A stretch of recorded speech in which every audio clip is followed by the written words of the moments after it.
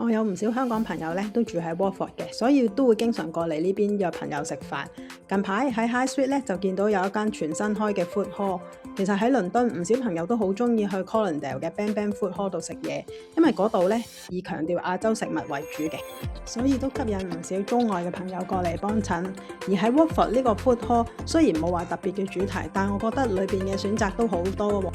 一入門口嘅左手邊咧就會有兩個中餐嘅檔口，一個咧就做小炒，另一個咧就做兩餸飯嘅。不過呢度嘅兩餸飯當然就唔係香港咁平啦，起步都要10磅嘅。而喺 food hall 嘅最深處咧就隱藏咗一間日本正宗拉麵檔，檔主仲係香港人嚟㗎，好多朋友都試過，佢哋話個湯底唔錯，麵質都幾好，只不過咧份量就少啲。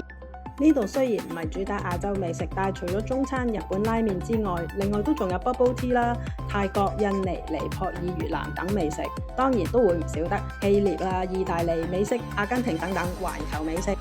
下次嚟到 Watford記得嚟試下啦，拜拜。